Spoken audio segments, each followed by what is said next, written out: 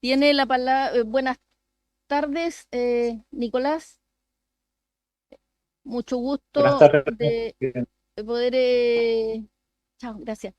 Bueno, lamentar que, o sea, vamos a prolongar, pero obviamente usted ha estado escuchando y ha sido siempre bastante intenso, digamos, y interesante, y hay mucha inquietud en esta comisión, y por lo tanto no quisimos dejar que quedara ahí el tiempo, digamos, que estuvo ya, porque esto era aproximadamente a las 2. Pero le voy a dar, por lo tanto, la palabra de inmediato para que nos cuente su experiencia. Usted solicitó poder testimoniar acá, otras diputadas también lo habían solicitado, así que nos parece importante poder escucharlo, así que tiene la palabra.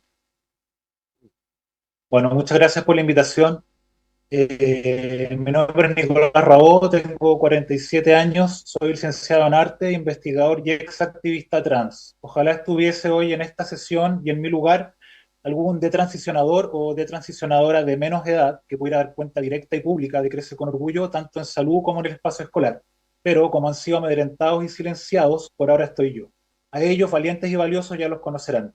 En mi caso, si algo puedo aportar es mi vivencia de transición, además de un recorrido por el movimiento social trans de los últimos 10 años.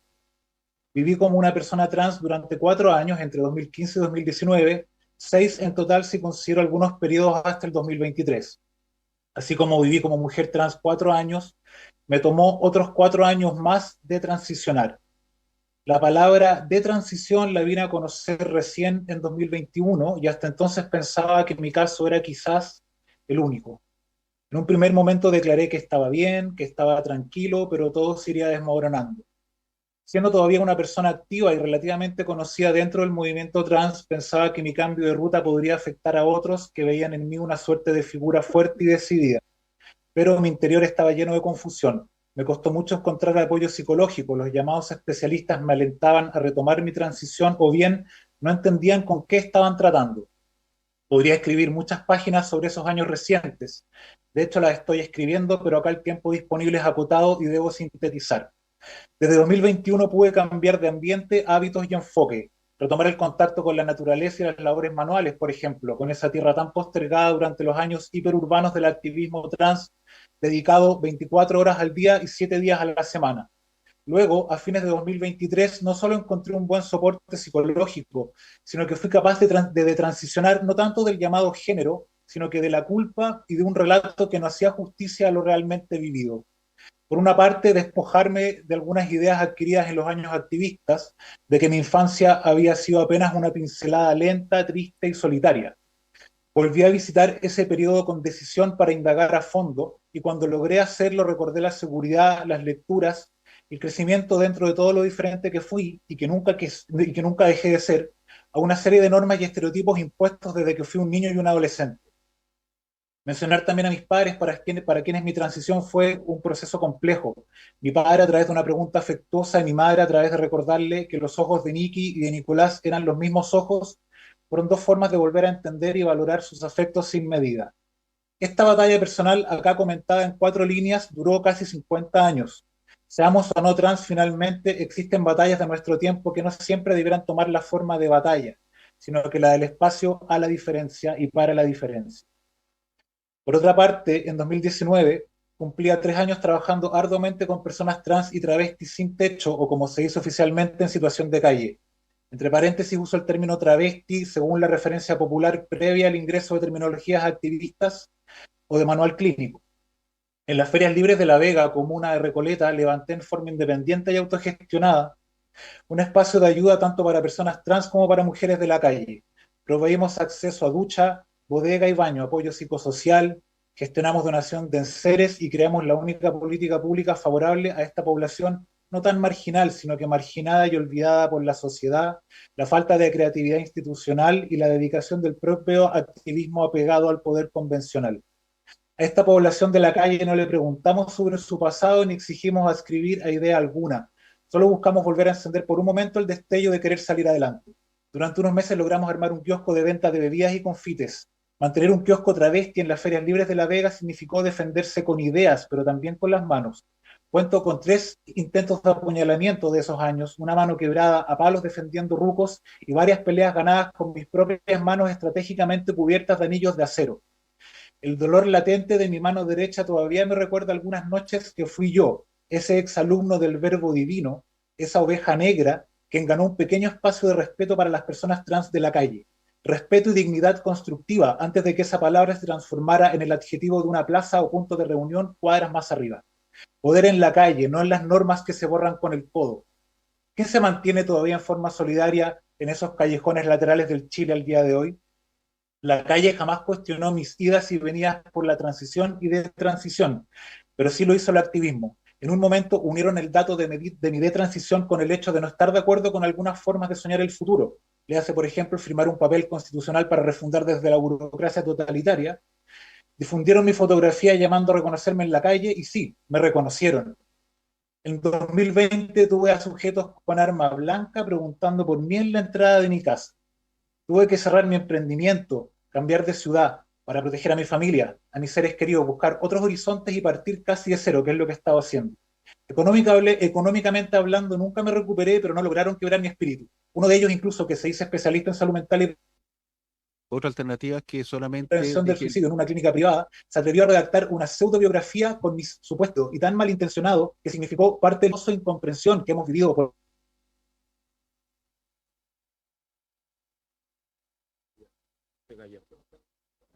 es su conexión, definitivamente. Nicolás. Ahí está. Nicolás se cortó hace como 3 minutos. Si pudiese volver o 2 minutos, repetir lo de 2 minutos atrás porque se había caído la conexión. Bueno, qué lástima. Estoy en un lugar con muy Sí. mala señal y conexión. No, no sé hasta dónde se habrá Per- escuchado, pero perdón, Nicolás, voy a solicitar anuencia de la sala para prolongar en 15 minutos la sesión. Aprobado. Bien, continúe. Puede continuar.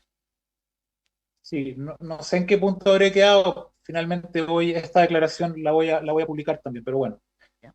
Decía que no tengo rencor, no tengo odio y en mi círculo incluye a personas trans muy queridas. Mi único motor es la memoria y la justicia. Hoy, ¿quién se pone o se cubre las manos de anillos para proteger a su comunidad o pone en práctica ideas que intenten perdurar en los ambientes y contextos más marginalizados, más extendidos que una manifestación, marcha, capacitación, símbolo o seminario? Veo a los activistas de siempre, unos insistiendo con variaciones decadentes de las mismas performances, otros que no tienen acceso o margen de acción suficiente en reconocimiento a su trayectoria, y otros más que han pasado a fungir de funcionarios públicos o políticos privilegiados sin respaldo de base social alguna. ¿Quiénes entre los últimos conocen las biografías de Alejandra Sadón o de Samantha, quienes ya no están con nosotros y fallecieron en la calle? ¿Por qué la llamada salud trans no aborda la realidad urgente de su propia población y que va mucho más allá de hormonas y cirugías? El año 2021 me tocó participar durante unos meses en el llamado Bloque Salud Trans para Chile. El llamado inicial de este bloque era incorporar experiencias concretas sobre salud trans, entre ellas las de la calle, pero todo terminó en los autodesignados disidentes haciendo las tareas de diplomáticos al servirse de una agenda internacional o escalando en premios y puestos públicos, además de su feble copia del modelo de consumo clínico afirmativo estadounidense al cual me referiré más adelante. Hoy esperaba dirigirme directamente al ministro de Educación, señor Cataldo, pero parece que más importante viajar a la cumbre sobre extremismo ideológico de Lula. Con su intermedio, presidente, pregunto al señor ministro, a los encargados de educación de esta mesa, ¿qué más extremo que adoctrinar?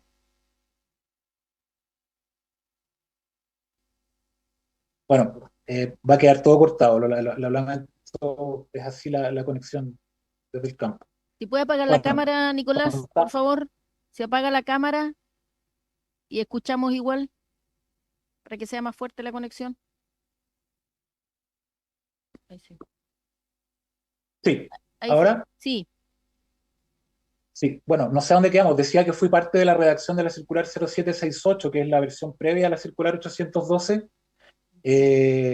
circular que no tenía esta autonomía desde los 14 años, pero que lo importante, más allá de una firma, es el acuerdo familiar y un proceso que se haga cargo, ¿no?, de los tiempos adecuados.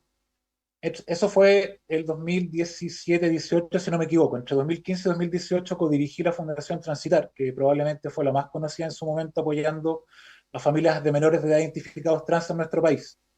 Por una parte, aunque en ese entonces hubiesen existido las leyes, jamás me habría tomado la atribución como activista de intervenir legalmente a una familia por motivos de transición de género. Nuestro rol era aconsejar y acompañar. La experiencia también me fue enseñando que es un error designar trans a un menor de edad, y eso que en aquellos años no existía la serie de comorbilidades asociadas al boom trans actual y menos la promoción cultural descarada y utilitaria que se hace el día de hoy. No obstante, si tomo mi relato algo sobregirado respecto a la comillas revolución de género infanto-juvenil de esos años y reemplazo esas palabras por espacio para desarrollar los talentos o crecer siendo diferente sin ser maltratado por ello, el resultado no es tan diferente. Para que ese espacio esté disponible de verdad, debemos educar sin sobreponer nuestras ideologías privadas o fines políticos individuales. La primera página del cuaderno escolar con glosarios de diversidad sexual, tal al parecer es la única que se promueve en la escuela, más un set de pronombres ni siquiera muy bien descritos, ¿no podrían acaso compartir lugar con ideas para ser autónomos cultivando un huerto, entendiendo el valor de una lectura, arreglando un aparato en desuso, aprendiendo a insertarnos en un mundo cambiante que requiere adaptación, sobrevivencia y herramientas prácticas antes que publicidad colorida y superficial? Mi cuestionamiento también va dirigido a los estudiantes. Exijan a sus referentes o a las autoridades algo mejor. Ser rebelde no es ser trans si la institución te lo está dictando. Si un sujeto que apenas es capaz de redactar y sostener glosarios mediocres y sanciones sobre buen trato viaja entre Suiza e Inglaterra y vive sumando seguidores en Instagram o votos mientras tú sigues preocupándote de que los otros se equivocan al aplicar el glosario, entonces traza tú mismo la propuesta educativa que sueñas y ponla en práctica. Esa es una sana rebeldía juvenil. Los pronombres y las identificaciones, sin más ni más, ya están institucionalizadas. Puedes verte y llamarte como desees, pero eso no te hace necesariamente trans. Las realidades de siglos anteriores no eran realidades trans, aunque se puedan parecer en algunos factores. Si eres un adulto trans, tampoco puedes arrogarte la niñez trans que nunca tuviste. No fuiste un niño trans y ni siquiera estuviste allí para colaborar antes de que la llamada infancia y juventud trans se transformara en un negocio. Lo trans es un recorrido por la clínica occidental breve y con grandes riesgos, por lo cual resulta antiético crear pacientes crónicos o dependientes de medicamentos antes de que terminen su desarrollo básico a nivel cerebral y corporal. Mía fue la decisión el año 2015 y en base a la lectura de la escasa evidencia científica de entonces de no aconsejar tratamientos hormonales a menores de edad. En 2021, por casualidad, volví a revisar la literatura y me di cuenta de que la evidencia seguía siendo insuficiente. ¿Por qué entonces existe algo como el programa Crece con Orgullo que se jacta de ser la puerta de entrada a tales tratamientos? Escuchaba una exposición previa en esta comisión respecto a que el rango etario hasta los 8 años de edad recibiría una especie de acompañamiento neutro por parte del programa. Yo me pregunto, ¿cómo va a ser neutro recibir a niños y sus familias con chapitas de pronombres y folletos de organizaciones transactivistas? ¿Cómo va a ser neutro un encargado de diversidad municipal de Santiago, como Franco Fuica, capacitador de FOSIS e instituciones públicas, culpe por redes sociales a una familia del suicidio de su ser querido debido a que no habrían respetado sus pronombres y por tanto no habrían querido que existiera? Esa persona desconoce que las propias organizaciones afirmativas que financian a su organización OTD con cientos de millones de pesos al año están al tanto de que el suicidio es un hecho multifactorial y que es inadecuado y antiético, incluso inhumano, hacer una referencia de esa clase. ¿Por qué tenemos entonces que soportar ese nivel de funcionariado público en nuestro país? ¿Por qué la doctora Melissa Cifuentes, que figura realizando operaciones genitales como funcionario público y además promueve su empresa privada Diversalud en los folletos de salud pública? ¿Por qué damos lugar a una legión de activistas y profesionales activistas que redactan lineamientos mediocres y los ejecutan con grandes ganancias para su propio bolsillo? ¿Por qué el Ministerio de Salud miente al decir que no tienen programa para hormonar a menores de edad cuando desde los 10 años lo permiten expresamente? ¿Es porque no tendrían el financiamiento suficiente que dicen aquello? ¿Qué tienen que decir los funcionarios municipales, tribunales, escuelas y centros de salud que judicializan a familias llamadas resistentes al modelo de salud en curso? Ellos tan solo aplicarían un reglamento porque así lo dice una ley. ¿Les parece a ustedes adecuado todo esto? Crece con Orgullo, que trataría con población trans y género no conforme, ni siquiera es capaz de diferenciar entre ambos términos, siendo que declara expresamente que el género no conforme no es un predictor de identidad trans durante la etapa del crecimiento. Publiqué una semana antes del informe CAS un extenso estudio sobre Crece con Orgullo, ya adjunto a esta comisión y que está disponible en forma pública, junto con una serie de columnas de mi autoría, en donde es posible encontrar cifras, confrontar estudios, etcétera.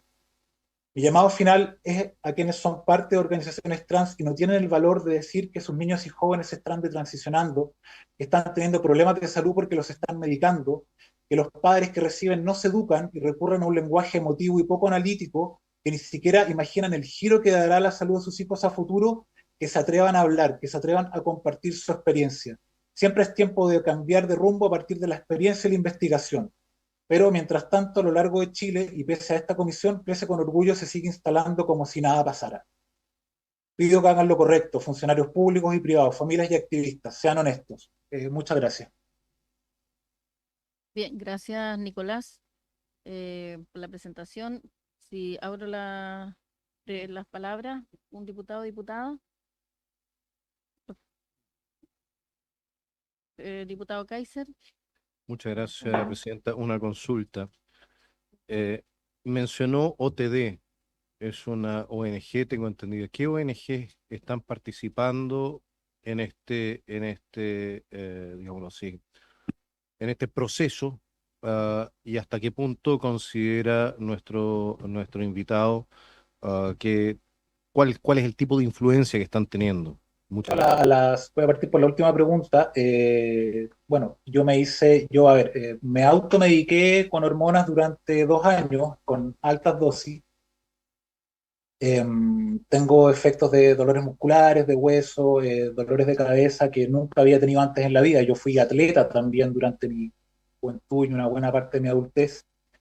Eso también tuvo efectos en un tema de salud anterior mío, que es hipoperfusión, que es que se me corta el paso a veces, un poco el flujo de sangre, ¿no? A nivel cerebral. Y el uso de las hormonas intensificó esos síntomas. Durante el verano tuve algo muy parecido a un accidente cerebrovascular serio, del cual me recuperé y tengo algo de inmovilidad en toda la parte derecha de mi cuerpo. ¿Y a qué edad, perdón, a qué También edad se hormonizó esos 2 años? yo, ¿A qué adultamente, edad? yo entendí que no era correcto, como comenté hace un tiempo, ni adecuado ofrecerle hormonas a niños o a jóvenes, pese a que había familias que tomaban esa decisión y uno no era tampoco quien para ordenarles algo, ¿no?